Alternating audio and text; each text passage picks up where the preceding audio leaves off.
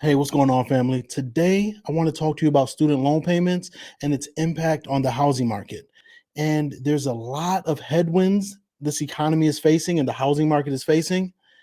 And this just adds another one. Now, you know me, I'm not a doomer. I don't think housing is going to fall off a cliff, but everything might not be as good as it seems. I have Ortez Fields with us today, where he's going to talk to us about student loan payments and how it can impact people getting approved for a loan and what that looks like. Hey, what's going on, Ortez? Hey, sir, how you doing today, brother? I'm doing well. I'm doing well. Thanks for taking time. I appreciate you taking the time to talk about student loan payments. Okay. Um, All right. as somebody that went to undergrad, I was fortunate enough to have a full scholarship for undergrad, but then law school. Student loan payments are something that hits close to home for me and a lot of Americans. Uh, and I think as we talk about housing and the challenges that housing is experiencing with the high interest rates and high prices right now, we're throwing another wrench into that. Student loan payments. Mm-hmm. What do you foresee happening? And I want to, after you tell me that, I want to throw out numbers and how that could impact purchasing price. I think the biggest thing that folks need to go ahead and do is at least get what's called an income-based repayment plan. When it comes to these student loans, right? And the reason I say that is because, let's say, for example, just do a round number, right? Let's say someone owes like $100,000 in student loans, right? Certain programs have different loan amounts that they have to use as far as a dollar amount that they charge back towards your debt to income ratio. Yes. That probably will be significantly higher than what an income-based repayment plan would be. So, like, let's say, for example, like I said, the $100,000. I know on any Fannie Mae loan, they use 1% as the default payment. So that's $1,000. Yeah. And I know with Freddie Mac and the FHA, they use 0.5%. So now that's $1,000 a $500 month. a month. Looking at. Yes, Okay. a Let's make month. sure. So they're looking at they're factoring in $1,000 payment every single month, unless you say otherwise or can prove otherwise. Yes, and that's why I say the IBR, because if I'm not mistaken, they go by what's on your credit report. Yep. So if there's an IBR showing that you pay that dollar amount, that's what they go by. Income-based repayment, IBR. Yes, income. Right? Yes, sorry, ladies and gentlemen, income-based repayment plan. Yes, so IBR. So getting that IBR is probably, even though I know folks are like, I don't want to make any kind of payment. I get it. I understand. Well, we haven't had to make any payment on over 3 years. We should take that and run with it, right? People are spoiled, right? So getting that when it comes to having a mortgage is probably the best route you want to go, because Lord forbid I have to tell folks like, hey, I got to hit you for a $500 payment because you have a 0-1 shown on your credit report. Yeah. And that could be a significant amount. Like let's say, for example, I'll do a quick number here. What $500 does as far as the interest rates of today, right? Yeah. So a $500 payment can affect your affordability as far as about $80,000 of house. Yeah. Right. And then let's say in this case, like the 1,000, right? Which is basically like a mini car or a big car note, right?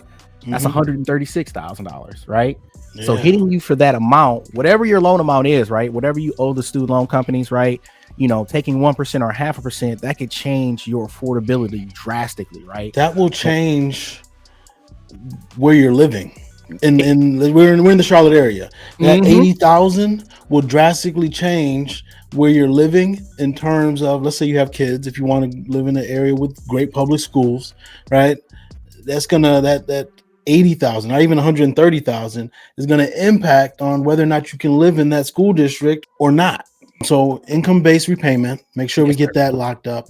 My main concern though is but in addition to that, in the past 3 years, people have taken on additional debt because they had this free income, or quote unquote free money that wasn't going to student loan payments.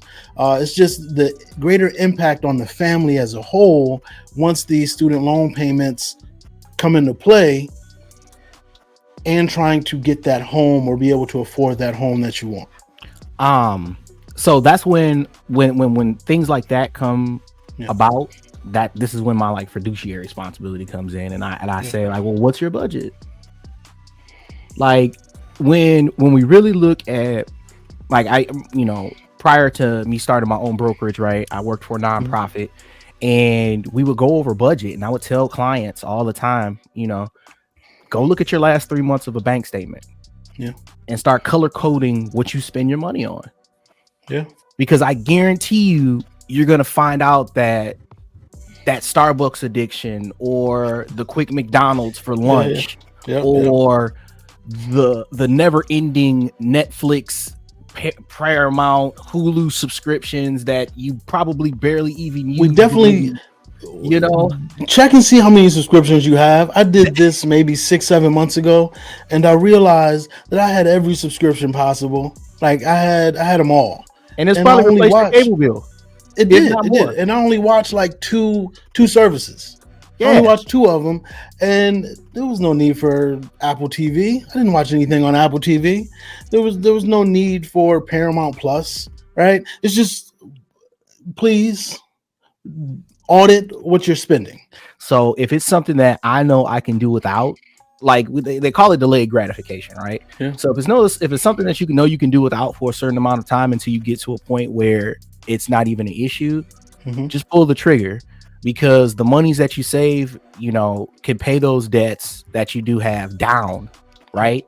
Because ultimately, at the end of the day, there are certain debts that just won't go away unless you come into a windfall of money, right? The debts that you can control, revolving credit card debts, things of that nature, installment debts, or unsecured loans that you just took out on a whim because you just wanted to take it out. Like, get rid of those unnecessary debts that you don't need, because they are eating into not only what you can afford, but then also making it seem as if there are certain debts you can't pay right now. Right now, I want you to, if you don't mind, sorry to cut you off, I want to do a hypothetical. Okay. As we think about, let's go into the future a little bit, right? With the student loan payments becoming due and people having to make them, and we already have an affordability crisis with housing. Do you foresee that causing home prices to come down? We haven't talked about this. I really want to know what your thoughts are. Student loans, or just the fact, not even student loan payments causing it, but the constraint on the household finances, because they, I said before, like the impact they could have, and what I'll see is like the fewer people that are buying, the harder it's going to make for sellers to sell. So if they have to, I think you're probably going to get better seller offers, if that makes any sense. Right, sellers are going to come to the table knowing, like, obviously the age of 30 over asking and all that stuff, that we probably won't see that for a long time, right? With that said, real quick though, I'm a numbers person in a sense. I like to keep up with the data. 1/3 of all the homes that were listed last month went above asking. They had multiple offers, even with interest rates above 7 at that time. Wow. So I don't want to say that they're over with, because it all depends on location, right, and price. Now, we're talking about those properties were at or below the median prices of the area that had multiple offers and went above. So then you got to think about it. Like, so then look, think about that. Why did those, like you said, at or above the median area, why did they have multiple offers? Because the clients that, when it was a lower interest rate, they were able to buy in a different place. So now they have to buy where they can afford. So that's why I say, like, with those, especially houses that are priced real, like attractively priced, you're going to get into like a little mini bidding war, because now the people who can't afford to buy, this is all they can afford. These are the properties that they can afford, because let's say, just make it personal, in the Charlotte area, the people that were looking at 550, right, because of the interest rates and because of student loan payments, now they're looking at that median price home around 430. And now you have more buyers in that that area, playing in those numbers, and that's going to cause competition to make it go up. Yeah. Well, but only in that area though, In that right? only in that area, yeah. Only in that Every area. housing market is going to be different as far as I mean housing market. I mean price point, Yeah, exactly. right? Exactly. Not just like not location, but to me, there's at least five, maybe six different housing markets in any one housing market, and I can break it down. You have new construction, right? Mm-hmm. That's one. I think that's a whole different housing market because they can play by different.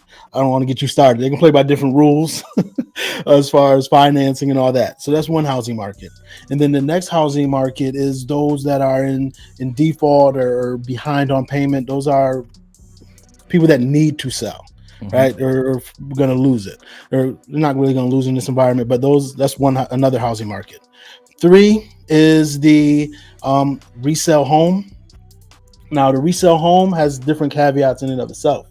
It is resale home that's move-in ready, resale home that's not move-in ready, and then you have the resale home above and below the median price. That's just how I break it down when I'm thinking about the housing market. Because Mm-hmm. people ask, how is the housing market? And I have to figure out what their price point is because it depends when I answer how I answer that question. Mm-hmm. Because luxury right now is very, very slow. Oh, Like I you can can get a imagine. huge discount on luxury. I had somebody get over a $500,000 discount on a over $1.7 million home when it was listed. They got over $500,000 off just because there's less buyers in that price point. Mm-hmm. But no, but that buyer got lucky right there. But Yeah, yeah, that's yeah. but that's the what we're running into, ladies Mm-hmm. and gentlemen. So if you know you have like if you can manage your debts to make sure that, because the easiest thing to do, like it's easy to manage your debts. It's hard to go into your boss's office and ask him for a raise, right? To What could be easier to do, and this is what I was encouraging people to do the last 2 years, not necessarily going to your boss's office and asking for a raise, but go ahead and submit that resume to that other company where you had a 20-30% raise. I mean, yes, yeah, That's what I was exactly. for the same job, right? Hmm. People were hungry for employees and were willing to overpay just to get that productive employee.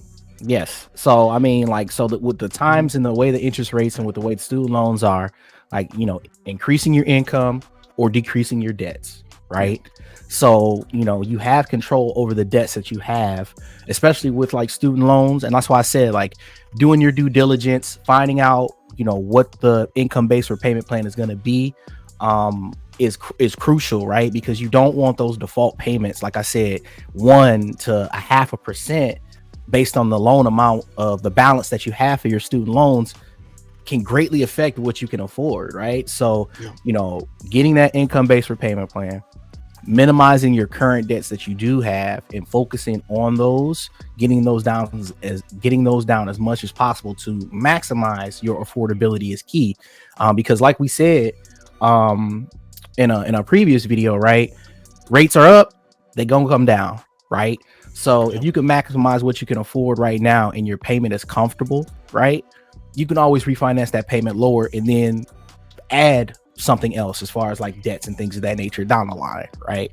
But lowering your debts to, because like I said, these student loan payments are going to be aggressive. They are going to start building up interest, and then those payments are going to get higher over the Yeah. course of time. So this is the inevitability of being out of the student loan payment game for as long as we have been, right? So the Yeah. sooner you prepare for it now, especially when you're thinking about buying a home, the better, because then you can set yourself up for success. And I want you to mark it down. It is September 30th that we're filming this video.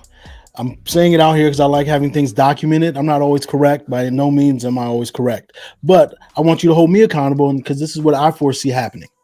You're going to start seeing, I'll say, 3-4 months from now and beyond, headlines talking about the median home price coming down. And they're going to blame it on student loans or whatever it may be, right? And you're gonna hear these crash videos about the housing market crashing because the median home price is coming down. But in scenarios that it's good, reason why it's gonna appear as if it's coming down because of scenarios that I mentioned earlier. When you have luxury homes taking significant discount, those numbers are gonna skew what the median price looks like. But homes that are in the median price, the competitive homes that most people can afford, are still going to be, even with these higher interest rates, with um, student loan payments starting back up, are still going to be competitive. Are they going to be as competitive as we've seen in the past, 18 months? No. But if it's move-in ready in a good area, that is still where the majority of people play as far as can afford that home. So just be aware, because you're going to hear headlines and you're going to think that that applies to all spectrums of the market, but in fact it doesn't. Anything you want to add to that, Ortez? No, I mean, I'm actually kind of geeked about that too. So, I mean, that's something I'm gonna Yeah. keep an eye on when it comes to that as well. So, but no, great information, 100%. No, no, I appreciate that. Again, can you, well, before we wrap up, please tell us how people can get a hold of you. Okay, awesome. So, ladies and gentlemen, again, my name is Ortez Fields. I'm an executive loan officer with Affordable Mortgage Partners. You can reach me by email, Ortez, Ortez, the letter F, at mortgage-partners.com. As well, you can reach out to me via cell phone, 517-881-8352. I know it's a Michigan area code, but I'm here in Charlotte, North Carolina. So I am local for all of my Charlotte folks that want to reach out to me and give me a call, talk about, any relocation things here, buying, selling, things of that nature. Just let me know. Give me a call. And his contact information will be in the description below. You all know how to get a hold of me. You can download the Harrison Group app, and phone number, email will be in the description below as well. Thanks for taking time. If you have any questions, please leave it in the comment section. We want to have a running dialogue with you. And if you see, I have a setup now. I was going through a stage of not unrest, but uncertainty. I didn't know if it was moving to an office or what it was going to be. And you're going to see a lot more content because we finally have a place. And the goal was actually to have Ortez here in the office. We're going to My get him in bad. here. It was communication error, ladies and gentlemen. So Yeah. next time you see me, I'll be in the office. We're gonna get him in the office and make it. We're gonna try to do it a weekly. I don't know, lunch talks about the market, and just try to keep you informed so you can be well versed and know what's really happening and not be scared, or not even really scared, but just swayed by the headlines. The headlines are salacious for a reason, right? To get your attention and make sure, you know, to cause you to be fearful. So long as you're prepared in this market and any other market, there's nothing to be afraid of. We just have to game plan accordingly and put ourselves in position to take advantage of it. I'm Sir Ashley. I'll talk to you soon.